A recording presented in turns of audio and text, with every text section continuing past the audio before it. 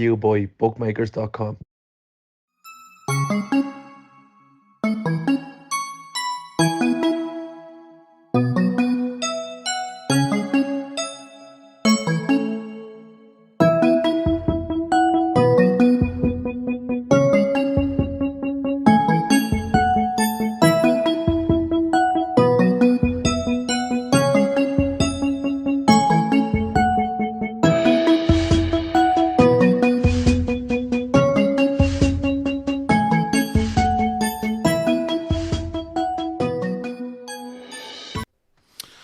Hello, good evening, and welcome to the LFC Daytrippers. I'm Gav, and this is Pete, and it's just the two of us this week, Pete. Okay, so we're going to have a lovely show. Winners and losers. We've picked now. It's a bit different this week because we've both picked a winner, which is two subjects, and then we usually have two losers, but we've kind of combined them together to have a big chat about them.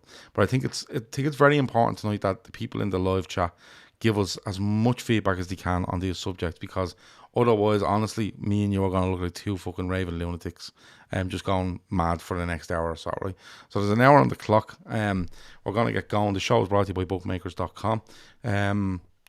Check it out. If you're a gambler and you want to gamble responsibly, they have all the odds on all the sports from all the bookies, and go ahead and do that. If you don't gamble, articles, comparisons, stats, all sorts of stuff on there.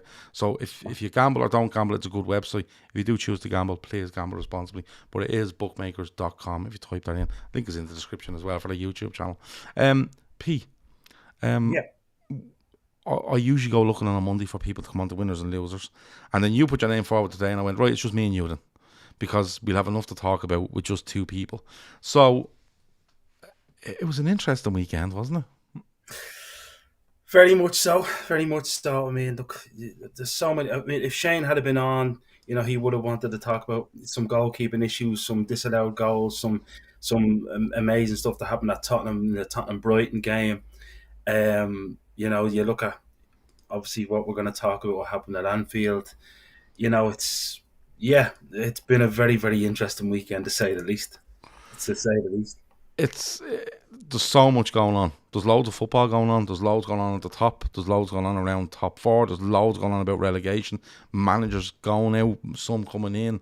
It's so much going on. Straight in, actually, Nigel with a super chat for £20 said, just for Gav's charity. It's not my charity. I don't run a charity, but Nigel, that's very much appreciated.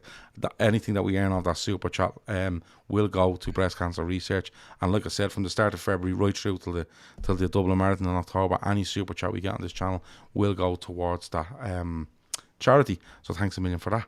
And he's getting loads of love in the chat as well because of that. So fair play to him. So let's. I do this every week, but let's go with our winners first, because I want to leave the losers at the end, right? Because I think that's the best way to leave it. So, winners. I'll let you go first. Who is your winner of the week? Arsenal fans. Okay. As you know, this time of year, I have two positions for watching the game if I'm not at it. It's either in front of the TV or behind the couch, shitting myself. But to be fair, I put on the screen here in the garage and just wanted to take it all in, because let's face it, there's nothing riding on it for us. But obviously this time of year is particularly poignant. I remember being an 11-year-old kid when I was running home. My mother had just bought me for my birthday, because my birthday's the 16th of April. I just bought me the Bruce Grobbelaar goalkeeper jersey, which Phil Casey will tell you I was crying for, and I really wanted. So running back to the house to watch the game, and obviously went into the house and there was no game on, just people all over the park. So we all know what happened next.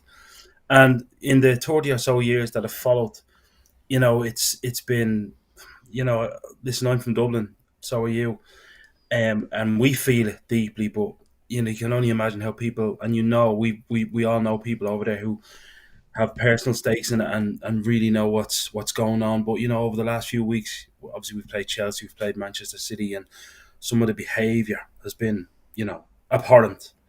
But yesterday, what I saw, to be honest with you, I got I'm getting a lump in my throat now, because the Arsenal fans, the silence was I mean, for everything that they have at stake, you've seen the way they celebrated their goals. You've seen the camera going, and it really meant a lot to them. It would have been not forgivable, but would have been easy to assume, oh, they're just going to say something. But not a pin dropped. I've never heard a silence like it. You could hear what people were thinking. It was so silent that I could see, Diogo Jota was kind of moving, and that was the only kind of thing that, you noticed.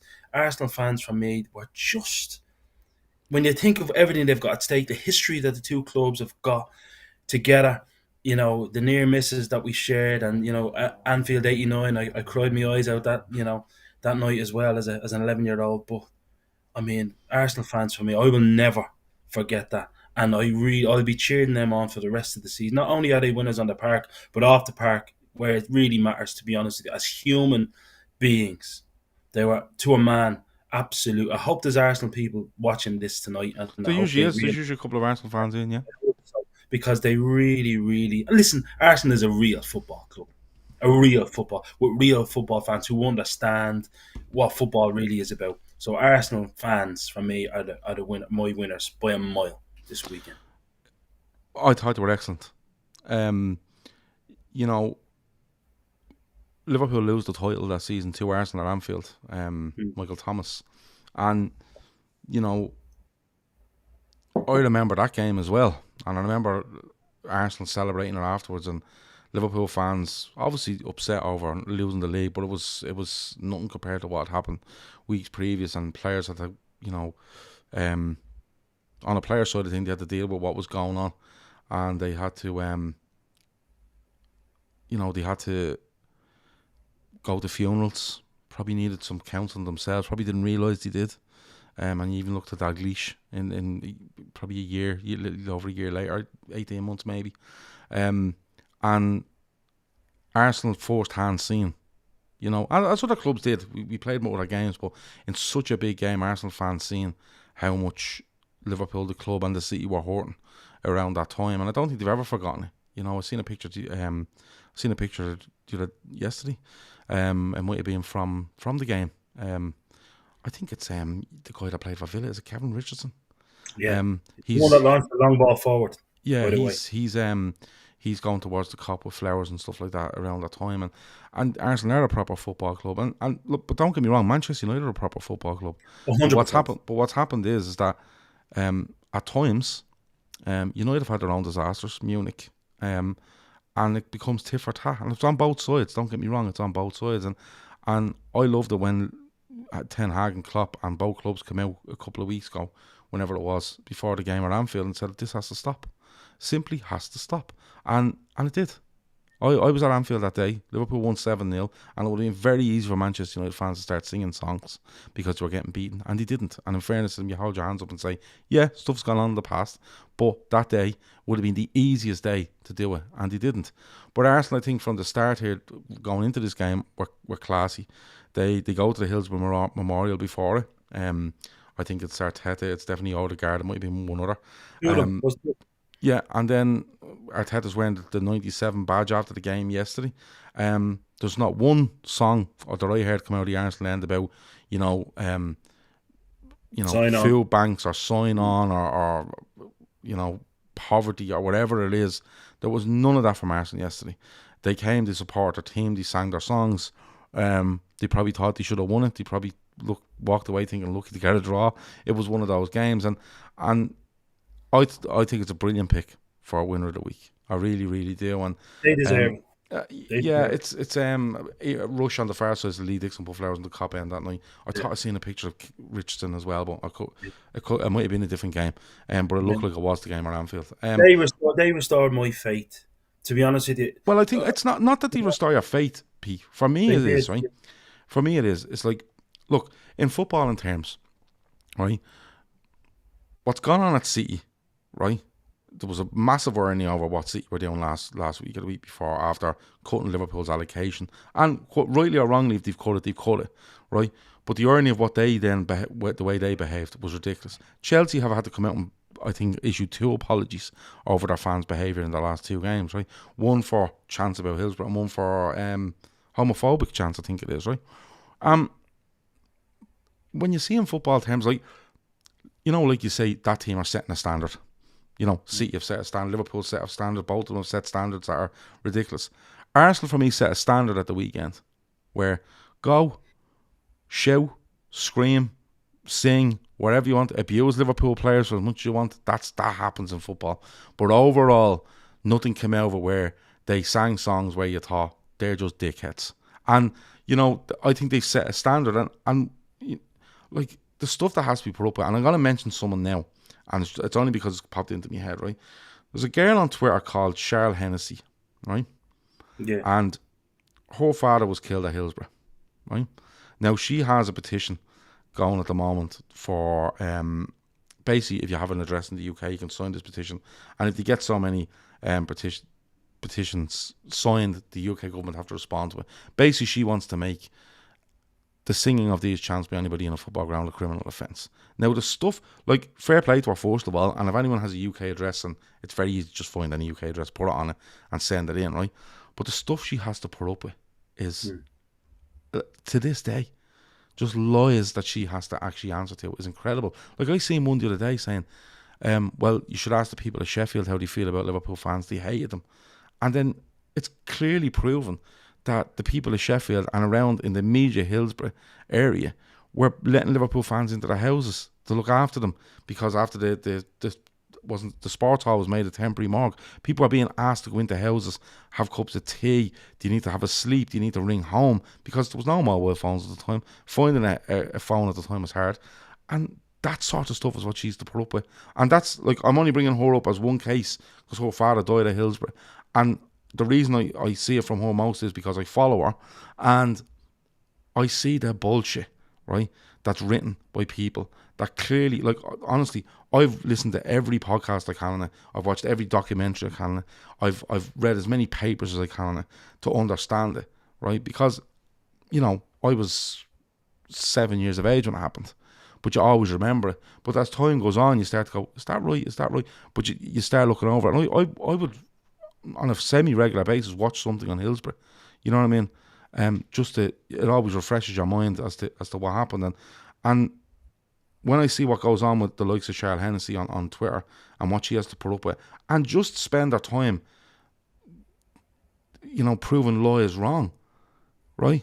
Instead of, like, being able to live her life and try to do good, she's actually having to spend the time from idiots. And then Arsenal put in on top of that, where Arsenal, I think, showed at the weekend that, listen, you don't have to shout about that. There's no reason to shout about that, especially on the weekend that's in it. It's Liverpool's home game before April the 15th. But it was just, I just thought, I think it's a brilliant pick for winner of the week. And I just think as well, Gav, you know, the manager set the tone, even in his press conference. You know, the humility, and I didn't expect it. I'm his biggest critic. He came out in his press conference. He was like, "I've been to Anfield loads of times, never had any joy." And his quote, like, sometimes it's suffocating. You can't breathe as a player. You know, it's like getting punched in the corner of a ring by Mike Tyson. All of these things, and you could tell in his eyes, like, what am I going to do? What am I going to do? But, you know, with the badge on, not talking about, and then with the flower, but you can tell that it wasn't a PR thing with him. The man lived in the city and genuinely understands. He has his finger on the pulse. He understands what. Yeah, it means. because there'd be plenty of Everton fans that would have been affected by Hillsborough. Of course, and still are the most fervent Liverpool Everton supporters, the ones that I know, like Blue Nose Bob. That fella does. He's great crack on Twitter, but does counselling and looks after people and has, you know, and knows people that were lost there. These people, it's family. It's a different type of ride. We've talked about this before, you know. So Arteta understands that. You know, there's people that talk about, why did Rafa take the Everton job? I'll tell you why. Because he's practically from the city.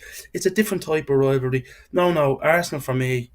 I mean, Arteta, I hope he goes and lifts a trophy. For me, anyway, win or lose, they'll be champions. They're champions for me. Them fans, they're champions. I thought the way they held themselves over the weekend was excellent. Now, on the pitch, people were saying, you know, they were wasting time, they were a shower of pricks. I've no problem with that. What are you going to do? But I've no problem with it. If they're looking to win a title, they might need to, you know, go down a bit easy. They might need to waste a bit of time. They might need to be in the ref's face. I have no problem with that. That's football. You know what I mean? Yeah. And we can all argue over it. And at the end of the day, every team we've ever watched have done what Arsenal done at the weekend with regards to the dark arts, as they call them. They were smart. They were smart. And some teams who have been really good, Liverpool and for one, who've been really good in the past, have been accused of not using or utilising the dark arts enough. So look, I think overall Arsenal come out with a good point at the weekend. And they've come out with a lot of respect. Arsenal fans and the club itself has come out. Let me see. Thor is saying 100% Gav. A lie can travel around the world before the truth has got its trousers on. Yeah, you're dead right. But it's, for me, the stuff on Twitter is just people who don't research this, don't look it up, hear something, stick to it, and just keep fucking it out there as if it's fact, and it's clearly not.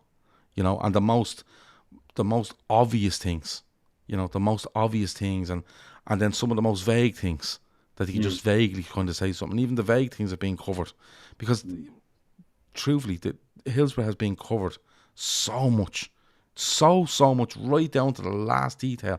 It's been covered. So even if you said something like, "Oh, yeah, Liverpool fans, people around Hillsborough hated them," you're lying, because everyone has been spoken to. Everybody. That's what the independent panel was for and everything. So it's been well covered. And if you have the time and to research it and read into it, if you ever think that Liverpool fans are, it's okay to shout about disasters of any type, going and reading that will probably change your mind.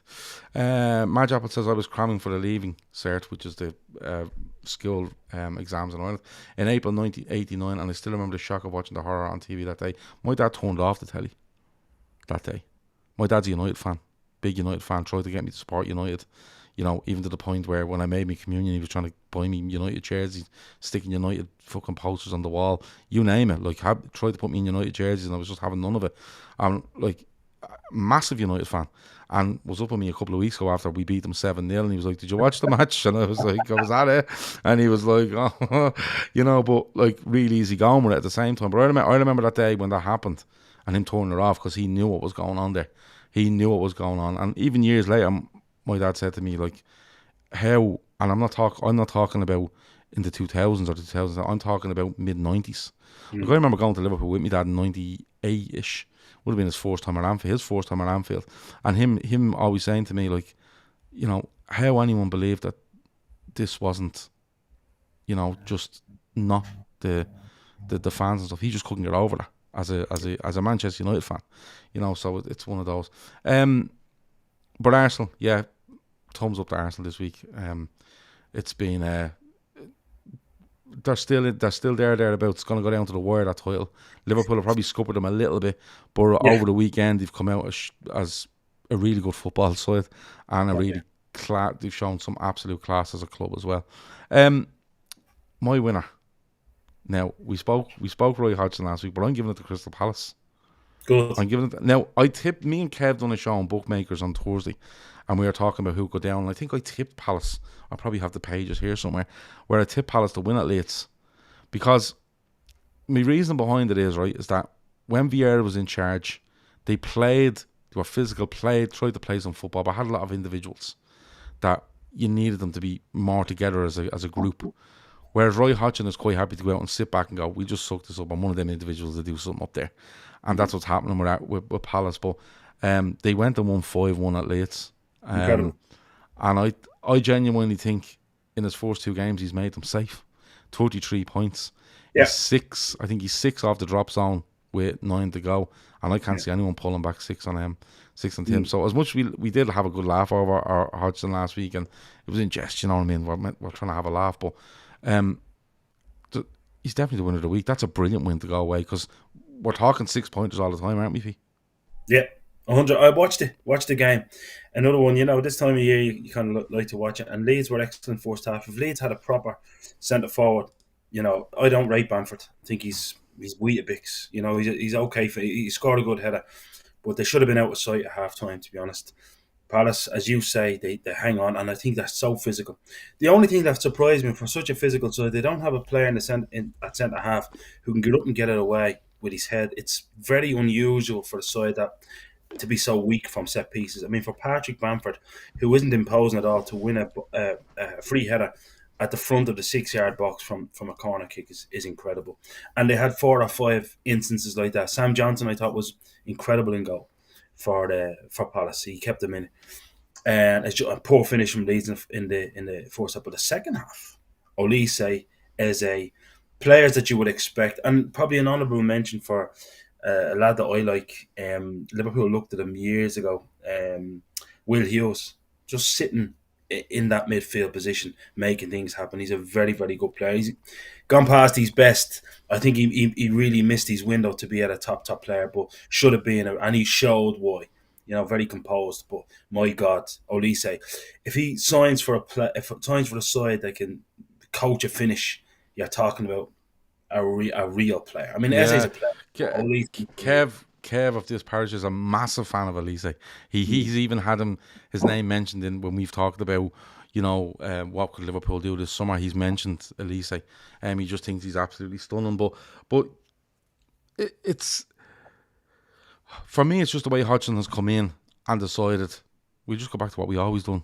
We'll go in, we'll try to defend right in the luck a little bit first half, but they're literally going, right, we ride our luck, but instead of trying to be progressive and fit these individuals in, and they might play their own game a little bit, we'll just be a team of 7 here, or 8, and then them 3 can piss off and do what they like.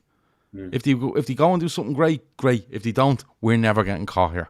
We're going to have 7. Do you know what I mean? Now, it got easier as the game went on. They got control. Like when it goes 2-3, 3-1, they get control and they're playing better and stuff like that. But isn't it mad? Like, you talk about manager bounces and stuff like that, and Hodgson's well used to them.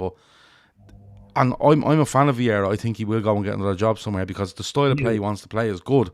Maybe the way he's picked his teams a couple of times, maybe, and getting that cohesion between midfield and attack is probably what's hurt him.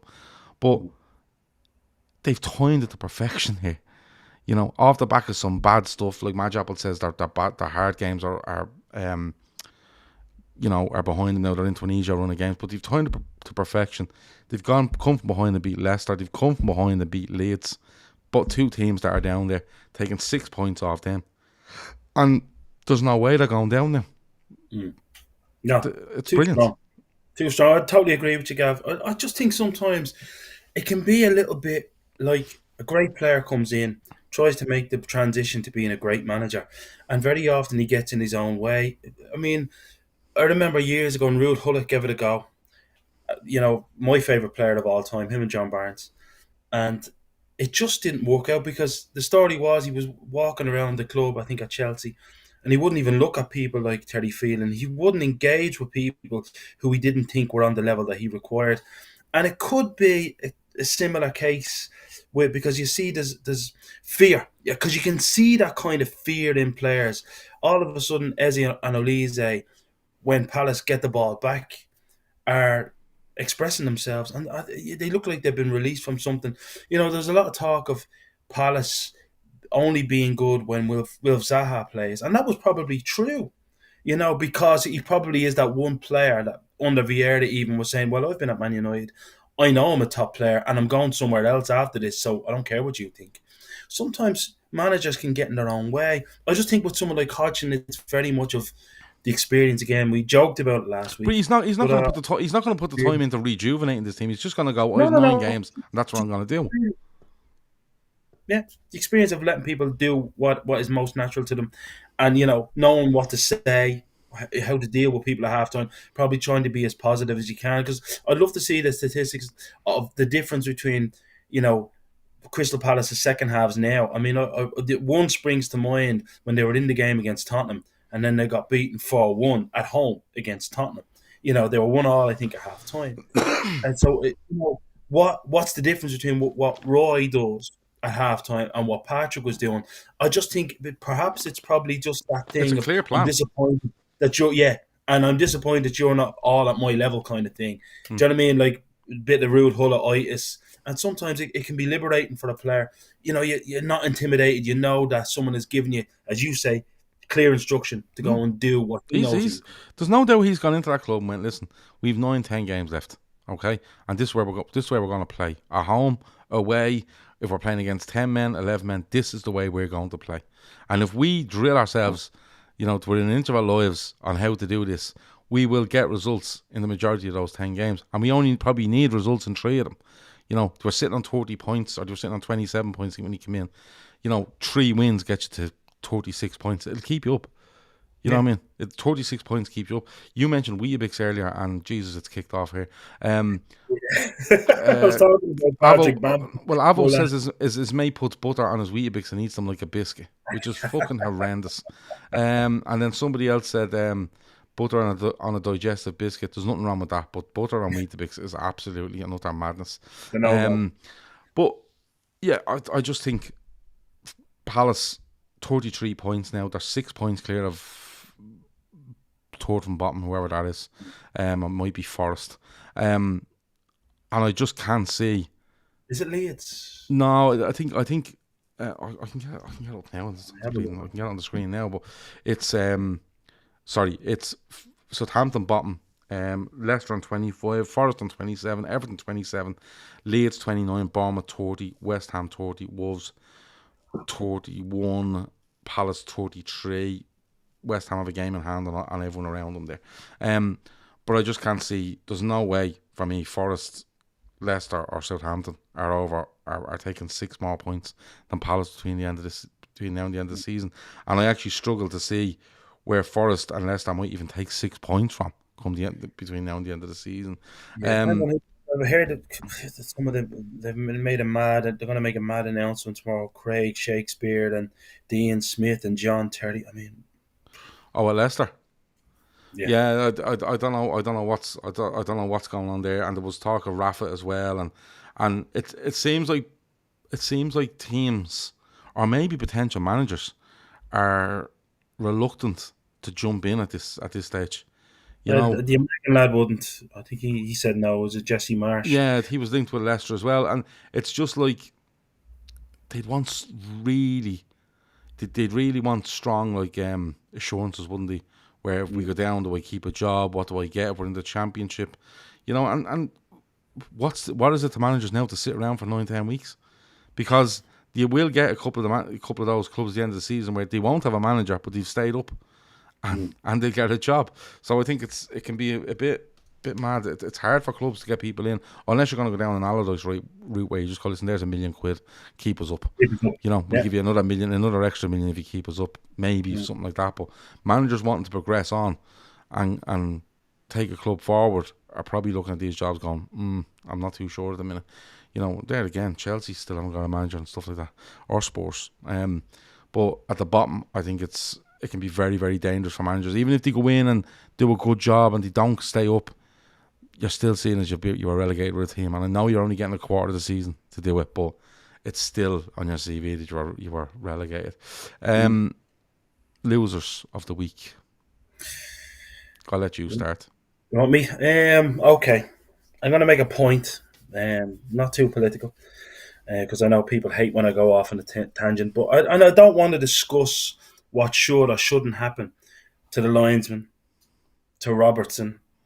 I think the real issue, to be honest with you, we will obviously, but the real issue is the selective outrage, to be honest with you, of the media.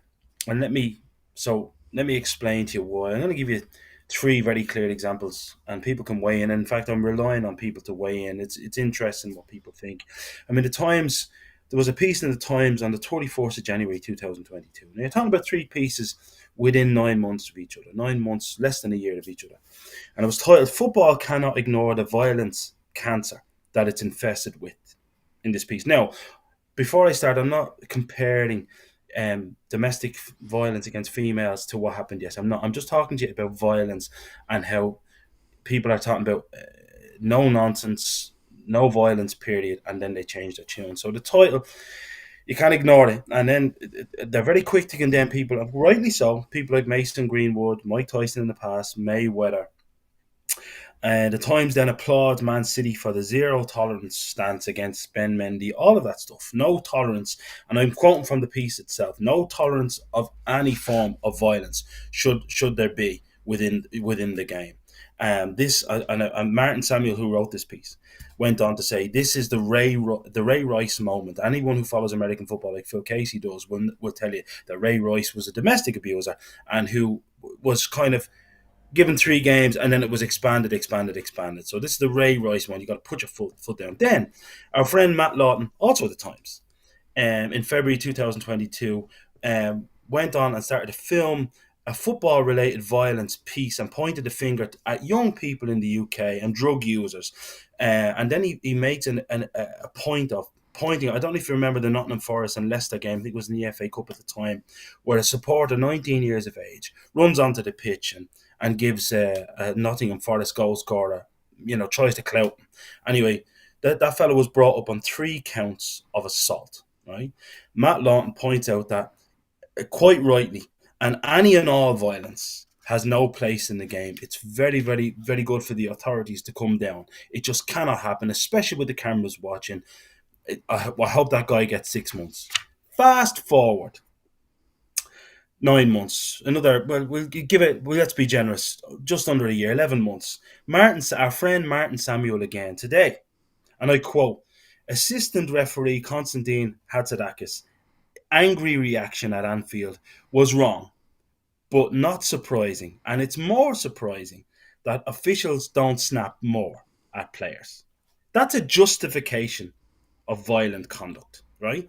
He gives an example then in the piece of a teacher grabbing a student, that this is from his own experience, grabbing a student and threatening him with violence, saying if he ever sees that young fella on the street outside of school, and I quote, that he will effing kill him.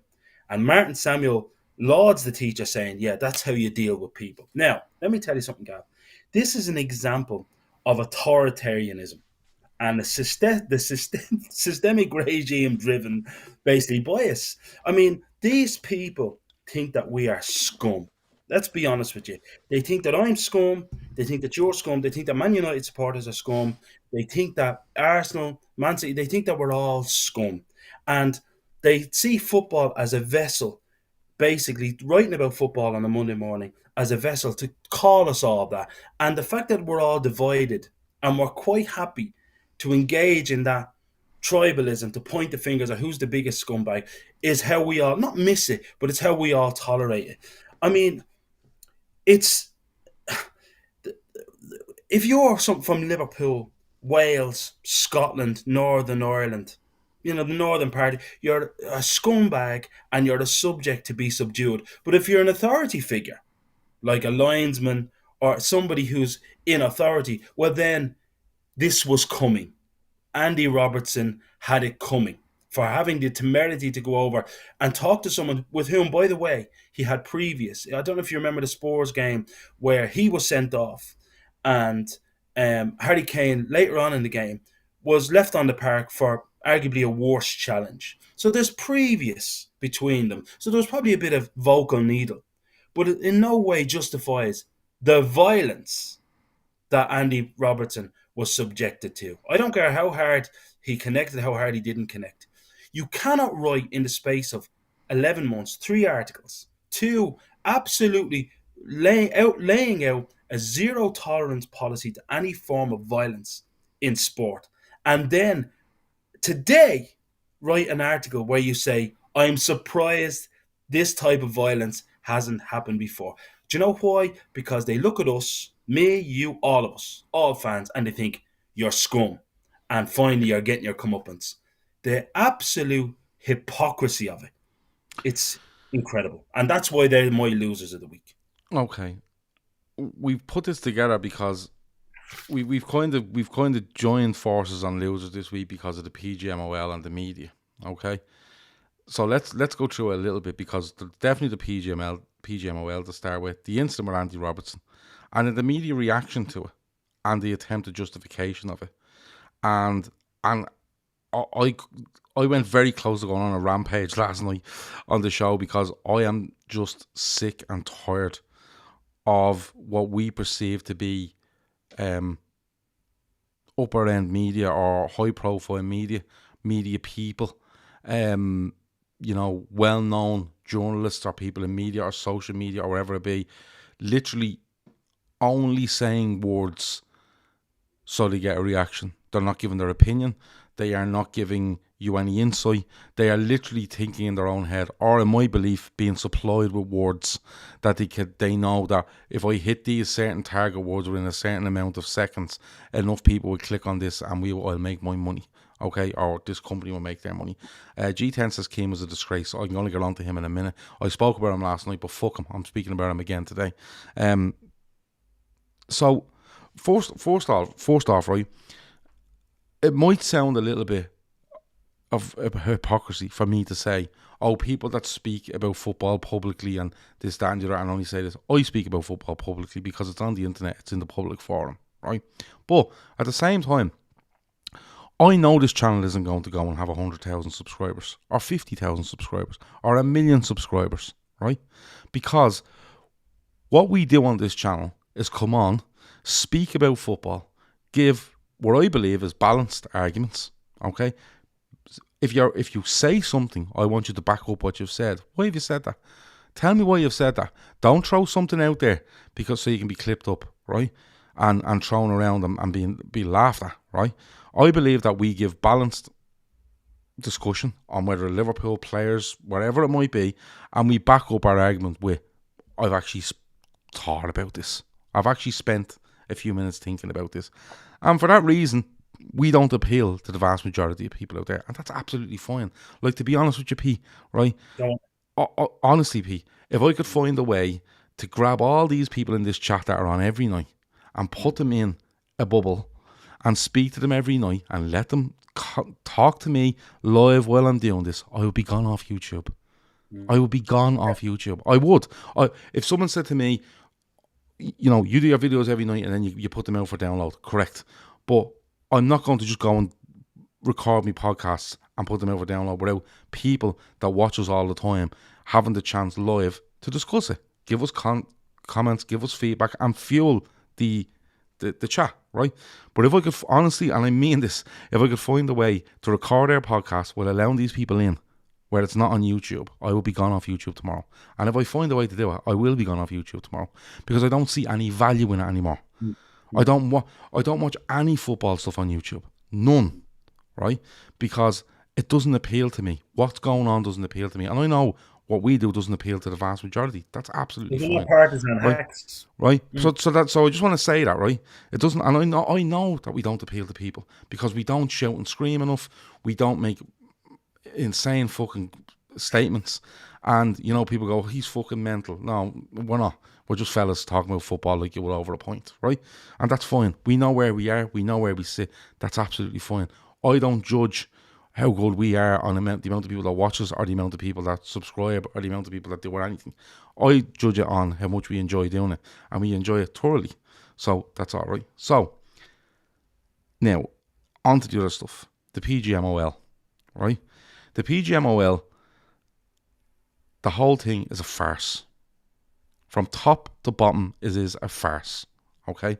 And we can go back, you're going back 11 months there, you're going on with, you know, you're going off with things from Martin Samuel and wherever it might be, right? But you're going back to that, and that's fine, right? And you've looked into it, you've researched it, and I don't disagree with you. But I could also go back, P, to this and that and this and that, and you can keep going, all these incidents, and they just don't care. They don't fucking care, right? And no matter how many opportunities they're given to get things right, they do not fucking care, okay? And they laugh in the face of football for me, right? And they laugh in the face of the football consumer for me, right? Because if you look at what happened the weekend, right? And there's so many instances before it, but Brighton against Spurs the weekend, right? Brighton have a goal disallowed because a guy is pushed and hits his arm and it goes in. It's a handball. That's fine. Give a penalty. He's being pushed. He's being impeded while he's trying to control a ball in a goal scoring position. Give him a penalty. Right? They then have a clear penalty. Not allowed. Okay? Right? On Matoma. Right? And then they're writing letters to fucking Brighton the next day to say, by the way, sorry, that should have been a penalty. Now, this guy that's writing the fucking letters, it might be Howard Webb now at this stage. Right? That's writing the letters. Has as many cameras as he needs in that fucking stadium. He has a guy on the pitch. He's two guys on the sideline. He's a fourth official. He's a fella up in the VAR room, and he probably has another 4 of them assistants to that person, right? And they could not pick out that penalty until the following day. Now, if they don't give that penalty there and that game goes on, he shouldn't be writing letters the next day, because that is just absolutely that would boil my blood if I'm a Brighton fan, right? So for me, it's a farce, the whole PGMOL and the VAR stuff, because the idea of it is not a farce. The idea of it is fine. I'm not going to say anything better than fine. But you have to implement it properly. And they continue to fail to implement it. And they continue to find a grey area where they have no responsibility, other than now they've gone to the stage where they're writing letters the next day. And that is simply not fucking good enough, right? Arsenal could lose a title over this. City could lose a title. United, Newcastle could lose out in top 4. Liverpool could lose out in top 4. Things. Somebody could be relegated over this. And what are you going to do? Write them a fucking letter the next day? It's not good enough. Now on to the fella, the linesman, right? Now, the linesman's power in all of this, along with referees for me, is if a player gets in their face, which they do, right? It happens every fucking day of the week at football games, they get in their face. And they can tell, go away, and then boom, card, yellow. Then they go away. Because they know if they come back and do it again, bang, there's another yellow, fuck off. I don't care if it's after the half-time whistle. I don't care if it's before the match. You piss me off now and I'll start handing out cards, right? And no referees, adjudicator, or whatever they call them, inspector, right, or supervisor, is going to pull a referee in that and go, why did you give him 2 yellows? Well, he was threatening towards me, okay, so I booked him. And then he continued, so I had to stop him. Simple as, right? What that fella does yesterday, Andy Robertson isn't blameless in it. Don't get it wrong, right? Don't get it twisted. He's always at right? it. If he wasn't Liverpool, he's always at it. He's always at it. But if that fella doesn't raise his arm yesterday, reports to the ref books him and says, don't do it again, right? He's told me what's happened, don't do it again. Fine. That man lifts his arm and swings it at Andy Robertson. And I don't care what anyone says. You have to lift and do that. Your arm has to come up and go back. It's 2 movements. He does towards Andy Robertson yesterday. And the PGMOL, to my knowledge, has come out so far. Now, there could have been something later on in the day, right? There could be something later on in the day that I haven't seen, to basically say he won't officiate until a full investigation is done. Now, I'm sorry, how much investigation would you like to do? The video evidence is there, right? Andy Robertson gets booked for the incident, so he's being punished. But this man has lifted and done that, right? I wouldn't go as far as say he should be sacked, but I think he should be banned for a serious amount of time. Right? Again, you have to look at 2 things. You have to look at who was against. I mean, not everybody always lynches me on here for saying, "Oh, you think everything is related to nationality and racism," but I'm sorry, it is. If that's Harry Kane who's on the receiving end of an elbow from an official, the game is stopped.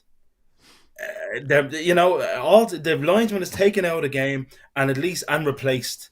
And let me tell you another thing: the PGMOL have nowhere to go with this, and I'll tell you why.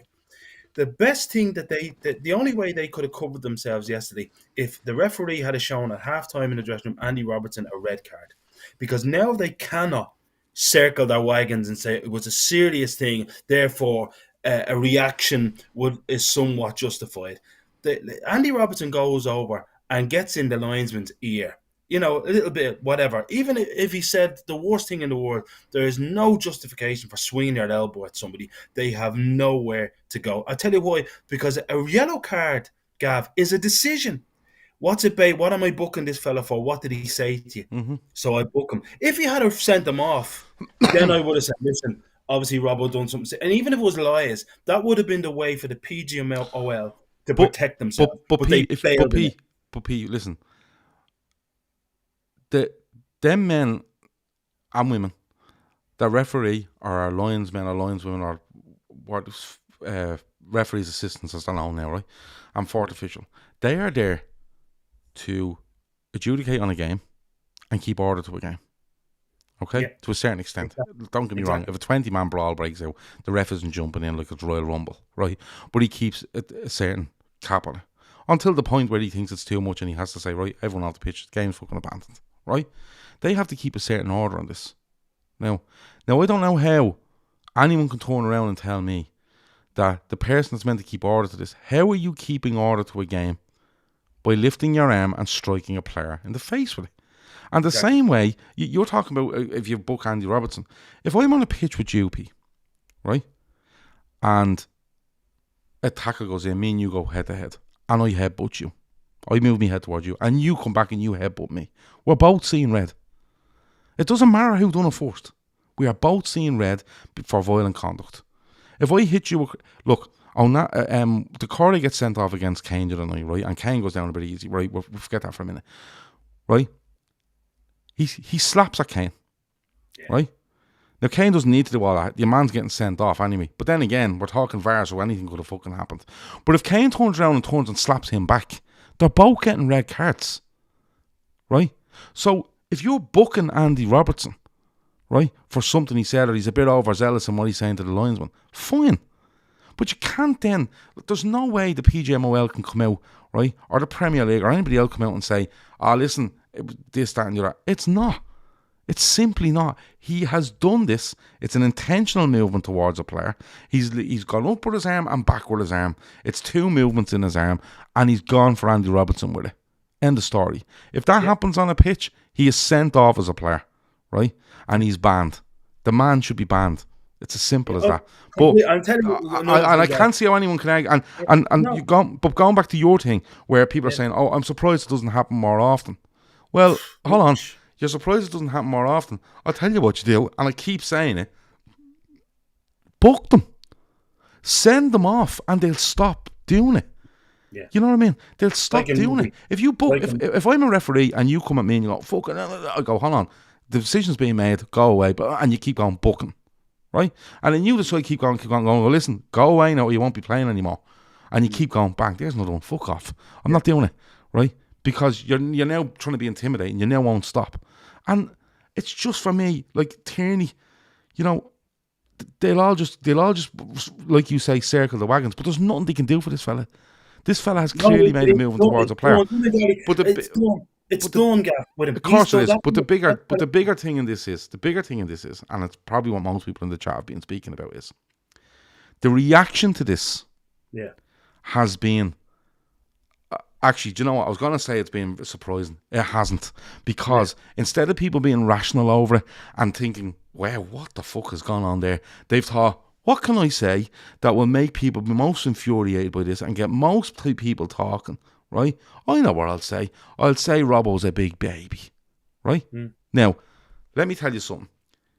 Anyone sitting in Sky Studios, or any studio for that matter, that sees that and is rational anyway, they go, Robertson got booked. Yeah, he's probably mounting out of him.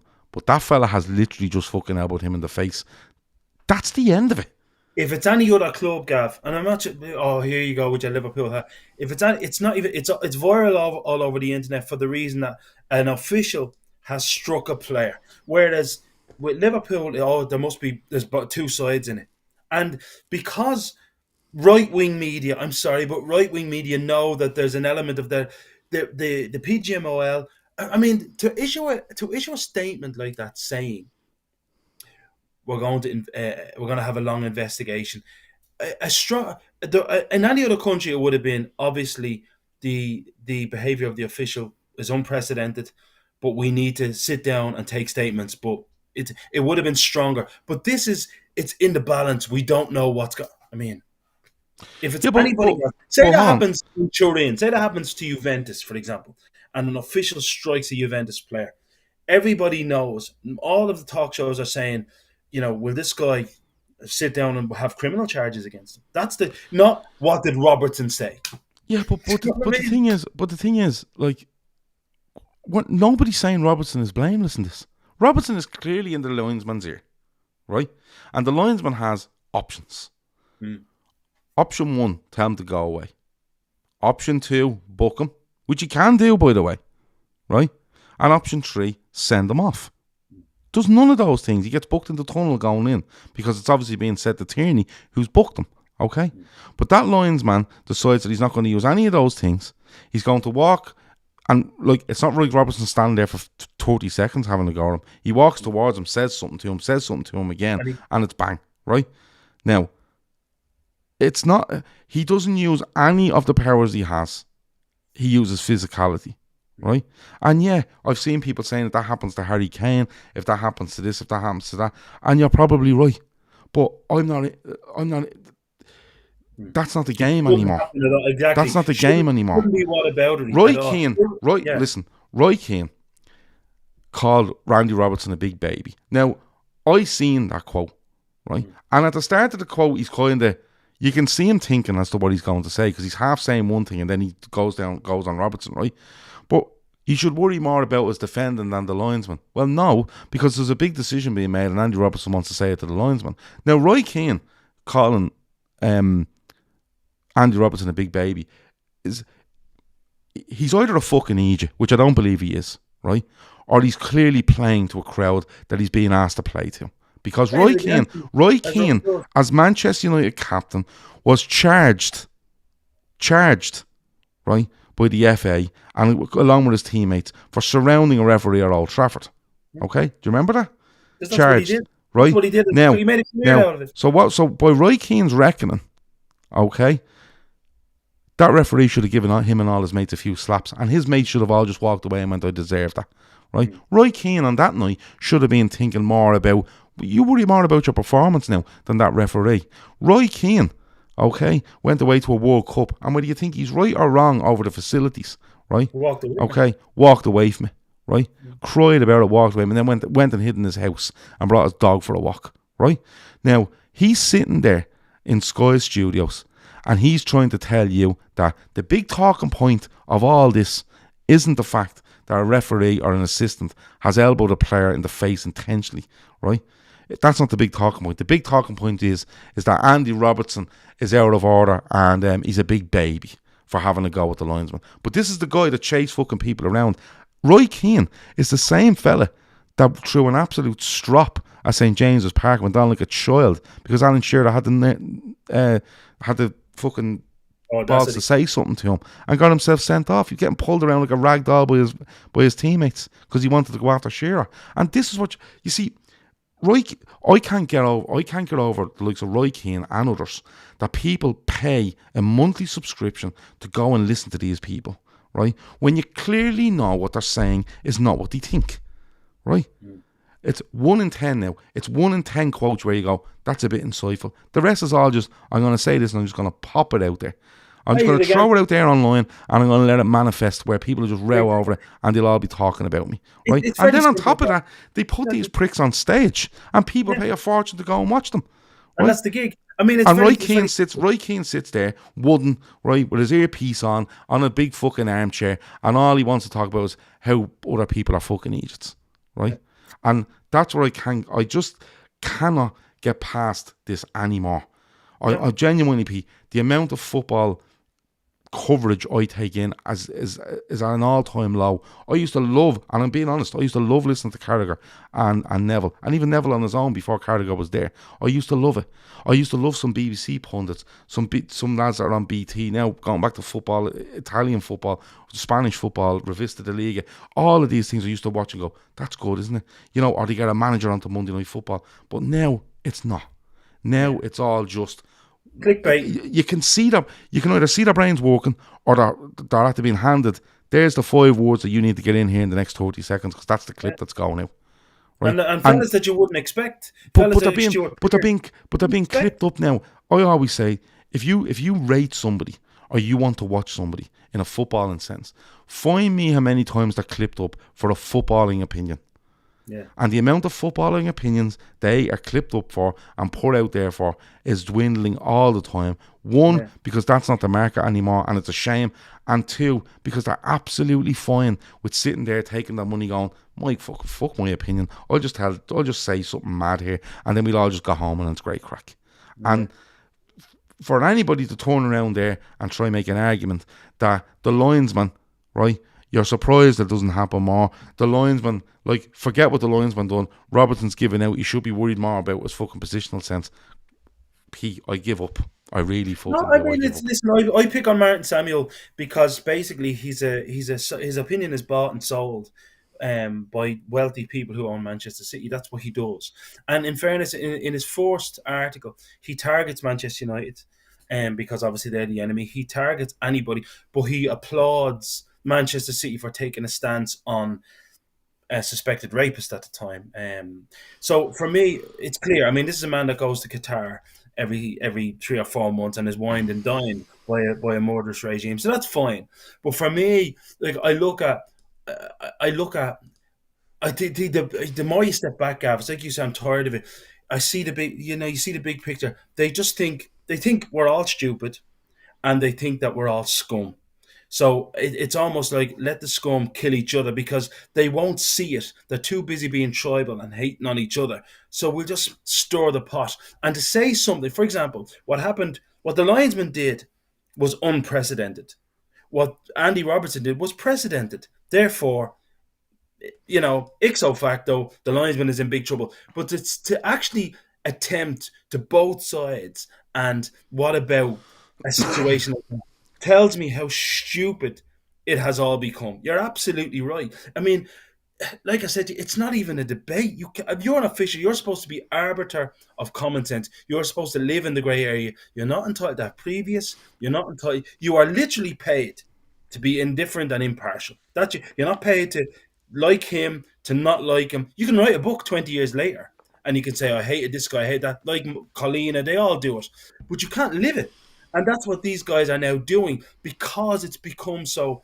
And it's blatantly obvious. Obviously, what we all say about Tierney and Kavanagh and some of these guys gets to them. And now they're living it out live. And it was lived out live yesterday. Robertson is the expert. Don't get me wrong. If he wasn't a Liverpool player, I would hate, because he's the expert at using words to get under people's skin. That is what he does. But it does not exist. For Martin Samuel, a 35-year veteran of sports journalists, someone who's an advocate for stamping out violence, all kind of violence, to turn around and say the violence was coming, it's just. Well, Red Steve says this, and he said something similar last night. He says, Roy will be watching this with his popcorn. They're talking about me. I'm a thing again. Just ignore the prick. Ignore Didi. Ignore Gabby. Ignore Rappo. Ignore Cara. Yeah, they may be sitting watching. They're not sitting watching this. But they may be sitting watching shows that are similar to this and eating their popcorn thinking they're a thing again. But if they are sitting and watching their popcorn thinking, I'm a thing again, that says more about them than it does about me. Okay, that says more about them than it does about me. It's as simple as that, right? Because honestly, I would give anything for Carragher and Neville to just do the Monday night thing. They're brilliant at it, right? Yeah. But tactics, patterns, movement in football, good goals, good strikers, good, decisions as a defender, positioning as goalkeeper, none of that sells anymore. Nobody fucking cares. That's not football anymore to people. What it is who can say the maddest thing, right, on the biggest platform, and then that'll just everything will be paid for, and that's where it's gone. It's not for me. And Red Steve, to be honest with you, the amount of stuff I'm taking in that sense is very minimal. I happened to be watching Sky yesterday. I don't usually. Okay, I just happened to be watching Sky yesterday, and when I watched it, it only reinforced my view on I'm not watching. Why would I watch this? Why I'm being sold this product as these analysts, these commentators, these co-commentators. There's fucking 3 of them now commentating on games, and they're meant to have all this, that, and that, and it's not. It's not. They're literally thinking what will make the most headlines and what I say. Not the most intelligent, not the most insightful, not something that make people think. Like when I listen to ex-footballers or managers, I'm not saying I know fuck all about football when you think about it, but I want them to say something where I go, fuck yeah, Jesus, that was a great goal, but what I didn't notice that, and that's where you kind of go, that's brilliant. But now it's not, Now it's just something happens and they just pick something random within the clip and just decide that that'll make the most and just go with it. And I just can't do it anymore. I'm sorry, I just can't do it anymore. And it's even got to the stage now where, like, I love doing these shows every night. Well, most nights of the week, I do loads of prep for them. I do loads of work in the background for them. I do everything for them, right? But honestly, it's got to the stage now where even being in the same stratospheres these people just does me fucking head in. Like, honestly, I could if someone said to me, there's 250 people that watch you every night, or 200 people that watch you every night, and I could take those 200, bring them in here, do the same shows all the time, but only those 200 watch and give their input, I'm absolutely fine. Yeah, exactly. You know what I mean? Exactly. You're right, though. You're right. I mean, I got a kick out watching Wrexham today. I watched Wrexham and Notts County. Deadly, wasn't it? The defending was terrible. The attacking was excellent. It was fucking brilliant. Did you see the goal where a man chips the ball forward and ends up running onto his own pass? Brilliant. I mean, that's like Leinster senior stuff. Yeah. Everyone just freezes like statues, waits for other people to react, thinks about offside, and he just keeps going. Defending was terrible. Attacking was brilliant. And Ben Foster, there's lots of great stories. Made a bleeding great save from the penalty. But you see, if you watch that as a production, right? It was on BT, I think it was. I watched it. Yeah. But if you watch that, right? There was lads on the sideline being interviewed at half time, the ex-players and an ex-manager, I think. And they're going, yeah, look, that was a good goal, but he was poor there and stuff like that. But you're just watching going, yeah, that was, like, he was right, yeah. But, and you really got engrossed in it. And I watched all through half time in it because I thought, it's a great game. The lads are just saying it as it is. But I know if I turn over on Wednesday night and Liverpool are playing a game or whoever's playing a game and I'm watching Sky or whatever, I'm kind of going, I'm not watching anything up until that kickoff, and if I'll go and I'll find Drury or Beglin somewhere to commentate, and then I'll turn off the thing after it, and like honestly, what an advertisement for National League football that was Wrexham. The place was rammed. The Notts County brought a big crowd with them. It was fucking brilliant. I put a tweet up saying it was technically the best non-league game I've ever seen. I mean, it was excellent. Now, don't get me wrong. Notts County are a lovely footballing side. They really are. They try play ball. They're a little bit naive with the high line. The guy Mullins up front for Wrexham is brilliant. Yeah, pretty good play. There was so much hard work in it. Good tackles, strong tackles. There was good football. There was good finishes. There was mistakes. But it was on a knife edge from the very start because anyone that doesn't know, Wrexham, Notts County, level on points going into it. Wrexham had a game in hand. They both hit 100 points. There's 5 games to go. Wrexham now go 3 points clear with a game in hand. And it's unbelievable. Reynolds was there, and he gave it loads and all the celebrations. Yeah, someone says was Reynolds there. He was there. It was brilliant. But it was just a great advertisement for football. It really was. And I'm actually going to keep an eye on Wrexham and Notts County for the rest of the season, see how they get on, because for me, Wrexham won the game, and you can see how hard they work. But I thought Notts County, for the level of football, we're talking 5th tier of English football, I think that is. Yeah, but listen, but the quality of football, the idea of trying to play football was there from both sides. So the players who played in the Premier League, let's not pretend that these are non-league players. Don't get me wrong, some of the defending was very non-league, but John Bostock has played in the Premier League and played in 4 or 5 countries. There's a couple of players there. Both sides, Mullins could play for Cardiff City, no problem. He's on probably League One money. A lot of them are on big money. So they're miles ahead of everybody else. But let's not take... Ben Foster came out of retirement. See the shape he's in? Yeah. He's in fantastic shape. Ben Foster. It's great to watch. You're right, I'll be watching that. If you check out the National League, I think it sits now with Wrexham 103 points after 41 games. Notts County 100 points after 42 games. Wrexham have a couple of tough ones left. Teams chasing kind of playoff, but only one go up. The other team will end up being a playoff, and I think Wrexham will go up. But just from what I see in Notts County today, I'd actually love to see them go up because they really try to play football, regardless of how. Like, there was 86 minutes on the clock, they were 3-2 down, and they just kept playing their football. They didn't rush it; they just kept playing their football, and it was really enjoyable to watch. Just not to switch off and watch it. Because you kind of, you do switch out when it's not your team. But when I sat down and was watching it, I was kind of going, because Shawnee was telling me about it, saying, make sure you don't forget it on Monday. He kept saying to me. And I just, I sat down and just relaxed. But I got more and more into it as I went on, because it was just 1-0 to Notts County, 2-1 to Wrexham, 2-2, a mistake, 3-2 to Wrexham.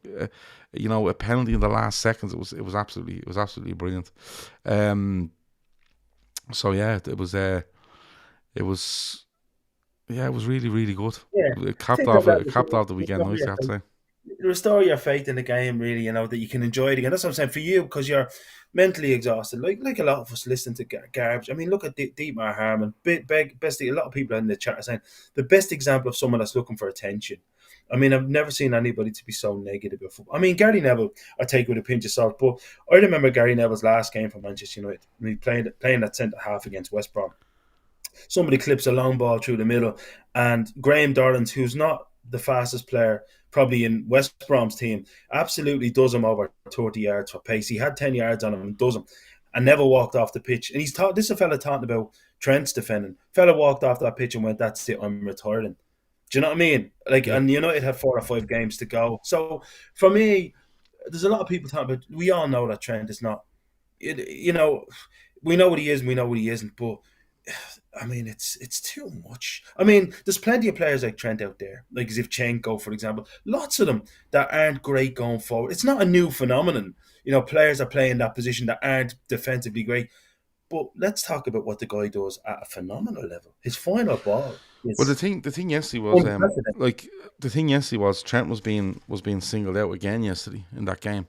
But the singling out disappeared very quickly after half time. Now, I'm not saying Trent should be absolutely lauded for the second half and not pulled up on his first, but you can't, if I'm going to laud him on the second half, I'm going to have a go about him over the first, and vice versa. If I'm going to have a go over the first, let's talk about the second half, how well you done and you recover. But that's not the way. That doesn't sell. The sort of way. But look, it's I think it's been a great show because we got loads off our chest, and we spoke about loads, and the chat has been exceptional tonight. With loads of different comments and stuff like that. 2 great super chats as well from Nigel, I think the guy's name, from the start of the show. So it was really good. Rest of the week won't have happened tomorrow. Busy tomorrow. Wednesday we'll try to do a call in. Friday go. Wednesday there's a new. I'll tell you now in a minute. You're obsessed with this fucking golf channel. Thursday we'll hopefully have a viewer's voice. Friday we'll do a Premier League preview. There won't be on Saturday. We'll do a Fatback for Sunday. Liverpool will play next Monday, so it'll be full-time Reds next Monday. The golf, we've a new bang average golf video coming out in the morning. It's only 5 or 6 minutes long, but it's me and Neely talking about conspiracies. So we're hitting some putts and talking about conspiracies. It's insane, and it's only the first part of 2 parts, to be honest with you, because the next part is being edited at the minute. But is anybody subscribed in this chat to there's loads in the chat have subscribed to Bang Average Golf. But genuinely, if you really want to just sit back, relax, and watch something that's relaxing, a bit of laugh, and even if you don't like golf, check it out, because it's all about having a laugh, honestly, and laughing at each other. But our charity is breast cancer research. Like I said, the super chats that come in tonight will go towards that. We're going to wait till October and get them all together. We have a track. We're able to find exactly what we've earned every month on super chats. As soon as we get that, we'll bundle it all together and we'll send it off. But link is in the description. You can donate on that. You can share that link if you can't donate. If you would like to help us out with our golf day by sponsoring a hole, by sponsoring long drive nearest the pin.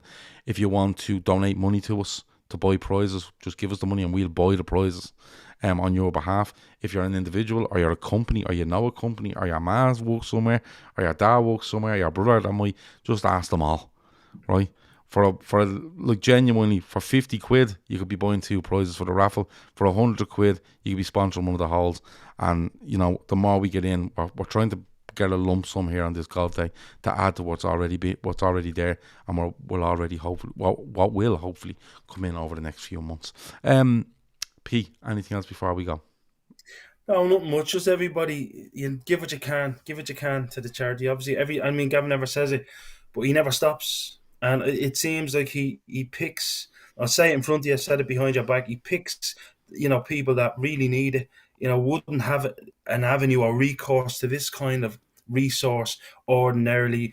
And, your support and the support of everybody that subscribes and that even follows us on Twitter, he always gets them over the line. These are people that really deserve, whether it be just a chance to live, chance for their child to live, a chance for them to survive just that little bit longer. Gav, you're doing an unbelievable job. And I have to say, if Gav says it's worthwhile, it is worthwhile. So please follow the link, give what you can.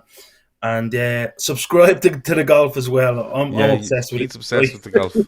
But look, the weather's killing us on the golf because every time we go to film, it's lashing rain, and it's not nice to film in, and it's actually, you don't get the quality of video out of it because it's just crap. But we're going to try film again this week, and then from the week after next, I think we're filming 2 days a week. So we will be getting out videos more regular. But as I said, if you're into golf, great. Watch it. If you're not into golf, subscribe anyway, because literally we talk about anything but golf, to be honest with you. It's just us playing golf, talking about all random shit. Do you know what I mean? It's actually fucking stupid, but it's good stupid. Listen, that has been Winners and Losers. That has been the LFC Daytrippers. I've been Gav. That's been Pete. We've spoken about Palace. We've spoken about the PGMOL. We've spoken about Arsenal fans. We've spoken about the media. We've spoken about loads tonight. And as I said, like, subscribe, comment afterwards, comment now. If you're listening back, give us our 5-star review. They help as well. But most importantly, the link is in your description for our charity. Talk to you in a bit. Over and out.